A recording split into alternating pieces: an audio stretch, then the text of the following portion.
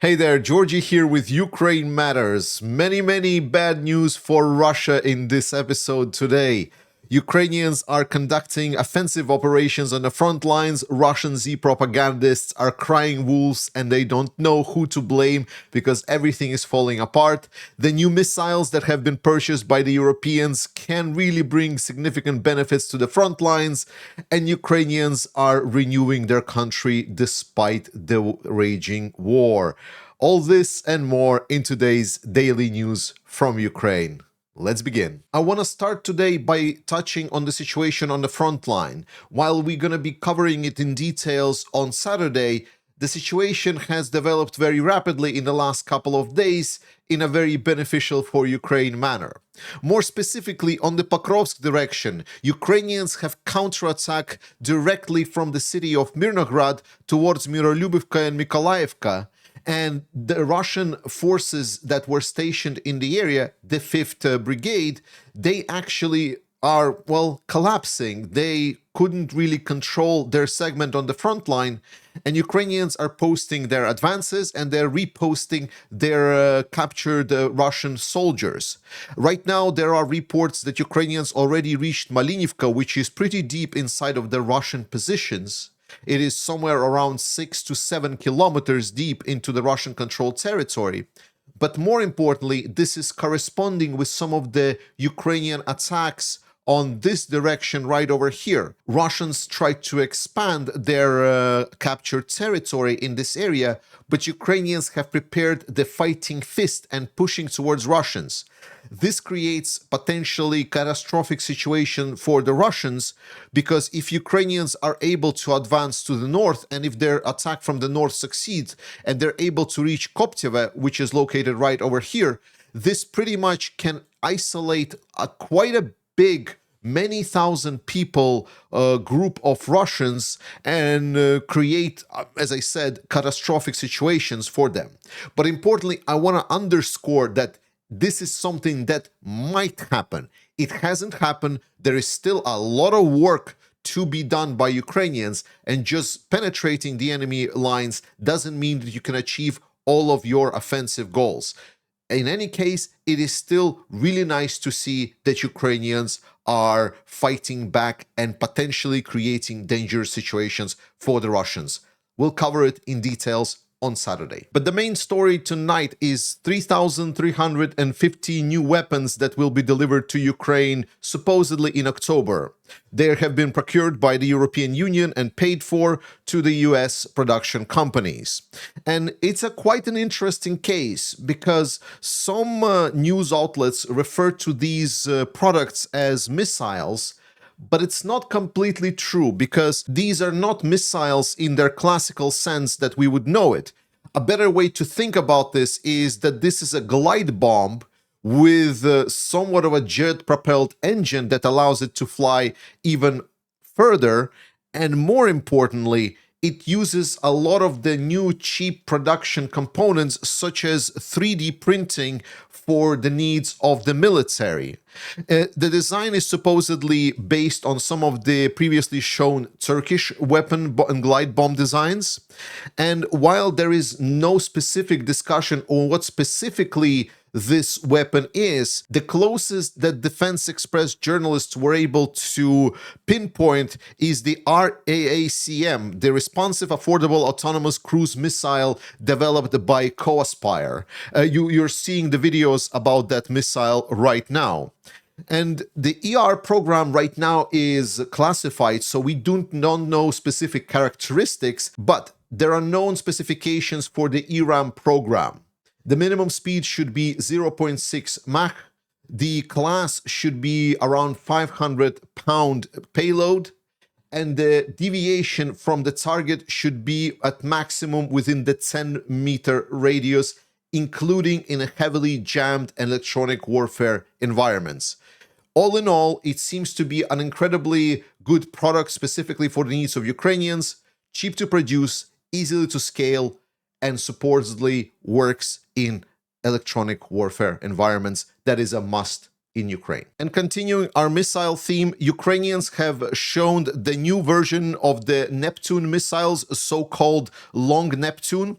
There has been significant modifications made to the downsides of Neptune missile. Initially, this was anti-ship missile, but it has been modified over the wartime. It has been now effectively used not only against the naval targets such as Moscow, but also has been used against the ground targets in Crimea. And now this missile has been improved to have an extended range of 1,000 kilometers. And additionally, there have been improvements to the sight of the missile, the way that it's able to detect the targets. One of the big things that distinguishes the naval missiles from any other missiles is that naval missiles are targeting vehicles that are usually seaborne, so they don't need to have sophisticated optics recognition because it's usually a big metal thing that is floating in the water. For a missile that can be used against the ground-based targets, you would want something that can distinguish the targets a bit better. And now it has been improved together with an additional distance. A great new innovation for Ukraine. Another positive signals are coming from United States. The US Army has updated an order for the GMLRS missiles from Lockheed Martin, ordering an additional 4.2 billion worth of GMLRS missiles. This is together to the previous order that were placed, essentially adding an additional third, bringing the total cost of the contract of 13.27 billion. We obviously know very well who is the main consumer of the GMLRS missiles, so no matter whether or not Ukraine will be able or will not be able to get these missiles, it is still good to know that US is picking up the production, so if there is a will, then there will be a way. There has been news that some people jumped on, and I just want to mention that I don't think this is a big news at all, which is that Pentagon supposedly restricts Ukraine use of the missiles against Russia.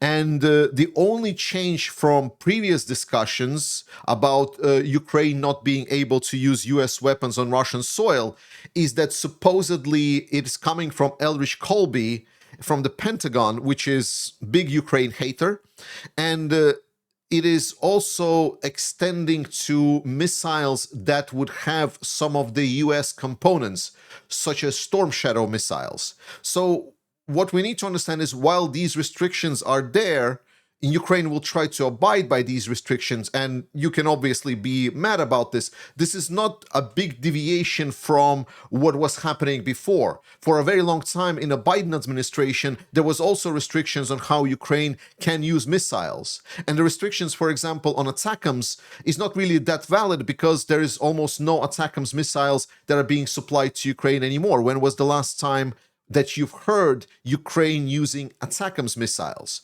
Majority of Ukrainian strikes against the Russian territory are coming from Ukrainian manufacturing itself. And more than that, we see that Europeans are investing in domestic productions of Ukrainian weapons, and Ukrainians are rolling out Flamingos, Neptunes, Krim 2s, and other homemade missiles that will rain on Russians because US has no say about the Ukrainian-produced missiles.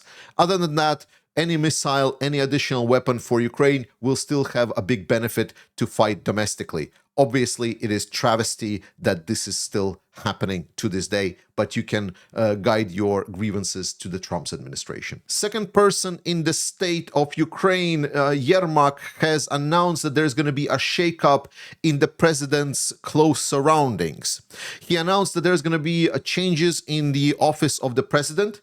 A lot of the political advisors most likely will be pushed aside a little bit, and instead they will be substituted by people that went through the front lines and have experience of the front lines, and they will be pushed forward. This is a larger push for integrating the veterans of the war in Ukraine into general politics, and Yermak is also calling on businesses to also invest in promoting to hire workers with military experience. A war criminal tied to the killings of civilians in the town of Bucha at 2022 has been taken out in suspicious circumstances when there was a sudden explosion inside of a courtyard where 6 Russian soldiers were stationed. We don't know specifically what happened with him or how did this happen, but it's good to know that justice is coming for the people that deserve it. Ukrainian campaign on Russian oil refineries is really bringing significant changes to the Russian economy. It is estimated that if the current Ukrainian strikes continue, that Russia can pretty much forever lose a major part of their oil refining capabilities. And with the extended range of Flamingo missiles and other missiles that Ukraine is developing, potentially there's going to be even bigger part of these refineries taking out forever, crippling Russian economic base. Ukrainian drone strikes on the refineries have been unprecedented in August. Since the beginning of the month, drones attacks have completely shut down the Syzran, Novokuybishevsk, Saratov, Volgograd refineries in Russia. Ryazan refinery, which supplied fuel to Moscow and the region, has stopped its production, has cut its production in half, and drone attacks have also hit the Slavyansk, Afipsky, and Novoshakhtinsky refineries. The last one specifically has been burning for the last 4 days non-stop. The cost of this war for Russia is increasing and increasing as Ukrainians are growing their capabilities and will be even larger. Russia has the ability to stop this war any minute, any second of any day, yet they continue their aggression nonetheless. Russia will get everything that it's deserved, and Ukraine will win. European Commission responds to complaints from Hungary and Slovakia about the Ukrainian strikes on Druzhba pipeline. Quote, Slovakia and Hungary maintain the necessary levels of emergency oil stocks and can release such stocks to the market in the event of an emergency. So far, the Commission has not received any notification of stocks released from Slovakia and Hungary. The European Commission stressed they're closely monitoring the cessation of oil supplies to Hungary and Slovakia through the Druzhba oil pipeline, but do not see the cessation as an energy threat to EU. Essentially, if you, Hungary, Slovakia, you had all the time to get off the Russian dick, you didn't, and now you don't even release the oil that you have for emergencies, yet you're proclaiming emergency. Yes, everything that you need to know about Hungary and Slovakia. Ukraine is continuing their strikes against the Russian logistics. There has been now a strike in Volgograd region against the hub station. This has reportedly happened 350 kilometers from the border with Ukraine, and Russians' logistics in the Volgograd region has been under attack for the last 3 weeks. Ukrainians reported that they've shut down a new development in the Russian tech.